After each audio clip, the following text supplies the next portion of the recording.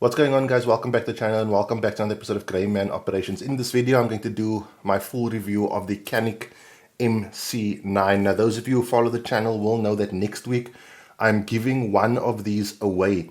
If you want to get into that competition, you can join us on Patreon. It's the first link in the video description below if you're watching on YouTube. If you're watching on Facebook or Instagram, it's the first comment. If you do join on Patreon, you will get 5 extra entries. And you will get 1 extra entry for every month you have been a patron. Guys, on Patreon there's an option to join as a free member. That is a limited time offer type deal where it's just a preview of what the channel is about. Those members are not eligible for any competitions. I don't know how to switch the free membership off. It is what it is, but it would be unfair to the members who do support the channel and what I do here to be giving away things to free members. If you don't want to join on Patreon but you want in the competition, you can check out the second link in the video description below if you're watching on YouTube and the second comment on Facebook or Instagram. Guys, before we get into the features and the pros and cons of the Canik MC9, I want to talk to you guys about testing. In the few months that we've had this is Michelle's firearm. I'm fairly confident in saying that we've put more rounds through this firearm than the average person is going to put through their firearm in a year, 2 years, 3 years. Some people tragically even their entire lifetime. We have shot a ton of rounds. Michelle has run this gun on courses, multiple different courses. She's run it indoor ranges. She's run it outdoor ranges. She's run it in the rain. She's run it in the sun. She's been rolling around in the sand and dirt with it. Through all that time, she's only had 2 jams, and those were literally like her first 2 shots. I'll play those for you now. We discovered that those jams were related to grip, pressure and limp wristing.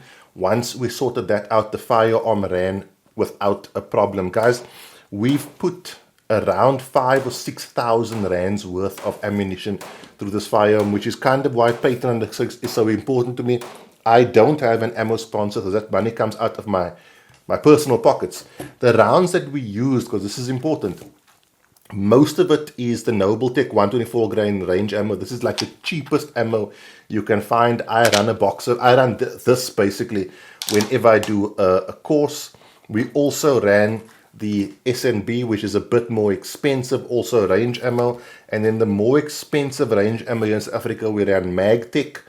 And then also we put a box, and this is quite painful, of Winchester Ranger 127 grain plus P. This is our carry ammo. Everything ran perfectly smoothly. The jams that we got that I showed you earlier on were with the Nobletechs, but it wasn't the ammo because we've run hundreds and hundreds and hundreds of Nobletech rounds through the firearm without the jam since then. I will tell you, the MC9 does not like snap caps. It'll run snap caps, but the snap caps must be in good condition. It won't chamber like snap caps that have like chipped edges and things like that and are bulging and that sort of thing. Does not like snap caps. During this time we cleaned the firearm only once. After about 50 rounds, Michelle did a introduction to gunfighting course with gunlicense.co.za, and that was the very first time that she cleaned the firearm, and the only time we've cleaned the firearm. So it's run perfectly fine since. Guys, with 2 jams in I don't know how many rounds, I am personally, in my own personal opinion, remember everything on this channel is an opinion, nothing's a recommendation, I'm comfortable to say that this particular MC9 runs perfectly fine. 2 jams in all those rounds, that's an acceptable number of error as far as I'm concerned, and we are 99.9% sure it was more user error than equipment or ammo errors or problems. On to the features. We're going to go from the top down because there are many. Starting off with the iron sights, you do get proper steel sights, and what you'll notice is the rear sight has a cut out, an angled cut to it that is serrated, and that is specifically designed for if you're not running an optic, to allow you to get purchase on ledges or your belt or the back of your boot so you can rack the slide with one hand. I really like that that thought process. Also the rear sight, as you will see, is blacked out. Very nice. It is optic cut for a micro red dot, your Holosun 47K's shield RMSC footprint, the Canik M9. If you are going to run the Canik M9, it's very nice because a direct mount to the firearm, and you get a standard height sight co-witness, guys. This firearm is empty and safe because I'm going to be pointing it like in my direction in a second just to show you guys something. You get a nice, can I show you this? Standard height sight, come on. Standard height sight co-witness, which is nice. You then also get a striker status indicator. That little red dot over there is your striker status indicator. That's what we're talking about. Also, you get a loaded chamber indicator. If you can see here, it's flat on top, right? Now, I'm not going to load around into this firearm, but if we take a look at my SFX, you'll see that it's not flat. That is a tactile and visual aid to tell you whether or not you have chambered around. The slide also has front and rear serrations. I don't know if you can see, but the serrations on the red dot match up to the serrations on the slide. We will talk about that in a second. But the front and rear serrations are nice and deep and nice and grippy. You have a rail on the front for a weapon mounted light. The trigger, guys, the standard triggers on Canics, if there's ever a trigger you don't need to upgrade, it's the triggers on a Canik. These are equivalent to some competition triggers that I felt they are the best standard triggers I've ever felt on any gun. They're very, very smooth, and the break, oh, it's crisp. What I do like about it as well is if you are dry firing, the trigger actually resets. So if you're dry firing, you're practicing multiple shots, multiple target type deals, the first shot breaks as normal, but then the trigger resets. Now it doesn't break as it normally does, but at least you have a reset trigger to press. The ergonomics for me of all these short framed pistols, the MC9 with this pinky attachment, which does come as standard when you buy one, is the best fitting for my hand. It's not as comfortable as a normal compact or even my full-size firearm, but it's just about comfortable enough to fit my hand quite nicely. If I run the 15-round mag, it pretty much feels like I'm running a compact-sized pistol. The grip texture on this is more than acceptable. It is grippy, but not so grippy that it's going to start tearing through your clothes. Another thing I like about the mags is, and this is very like something I like but isn't really super important, there's a very tactile click when they're seated correctly. With or without rounds, it's the exact same thing, the exact same feeling. You don't have to slab the mags home. You know very quickly when you've seated the mag or if you've not seated the mag. There's none of this need to and then retap. It's not necessary. The mags seat as they should. Having said that, 15 and 12 round mags come as standard with the firearm. These are steel mags, and they do actually work with the Neomag mag clips. Can't remember what it's called.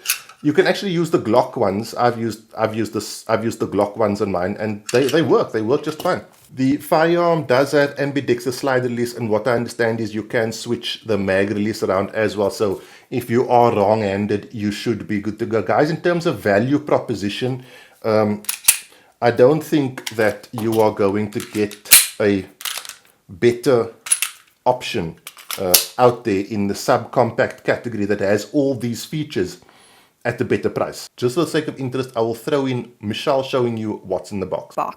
Documentation and owner's manual, bristled and non-bristled cleaning tool, punch tool, 2 different back straps, tool with different heads and screws, 15-round mag with speed loader, extra base plate, holster, and the Canik MC9. For what you're paying, for what you're getting, there's not much in this category that can really compete unless I've missed something or there's a firearm I don't know about. Now guys, there are 1 or 2 things that subjectively I would have liked to have had differently, but again, this is going to be my opinion. I would have liked a bigger red dot cut, like an RMR cut, because whilst, you know, I get it, subcompact pistol, micro compact red dot, I would have liked the option of switching to a slightly larger red dot, but I get what they're saying in terms of if you're buying this, you're wanting it to be as small a package as possible. These are super snappy to shoot.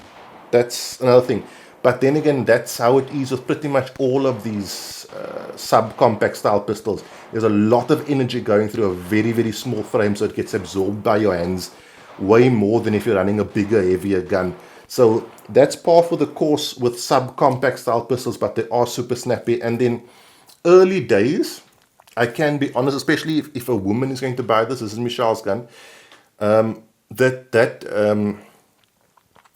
recoil spring is taut. Okay, it's very tight. Now, I don't know if we just gotten used to it or if it has loosened up a little, but we're at the point now where it's comfortable for both myself and Michelle to run this. But it is definitely a very tight recoil spring and is something that if you don't have the, how do I put this? If you're not used to doing it, right, locking the slide back can be difficult because you have to sort of break your grip, re-grip, and then push and pull and to lock your slide back. So I can understand for beginners, especially ladies, that they are going to have a bit of difficulty when it comes to locking the slide back and manipulating the slide. Stick with it. It's a training thing. You will get used to it. You will build the muscle strength in the different areas to get used to it. For Michelle now, it's super simple. She doesn't struggle with it at all. But early days, both myself and her struggled with manipulating the slide in terms of locking it back and that sort of thing. Guys, overall thoughts, man, listen, for what you're getting, okay, it's a really good value for money. I mean, I'm working quite closely with Canik, and they're really, really good guys. I thank them for their support and you know, them allowing me to work with them, and they're doing super good things. But the Canik MC9, you know, I don't ever recommend things, and I don't want to ever recommend things, but this is a really good value for money option that we've really put through the ringer, and it's running perfectly fine since. Guys, remember next week I'm giving away one of these pistols, so join up if you want to check that out. If you enjoy this channel and you enjoy this kind of thing, I put out a video basically every single week. Please consider subscribing. If you want to support me and help the channel grow, please consider supporting us on Patreon. That's it, guys. Have a good week. Be safe. Train hard. Cheers. God bless.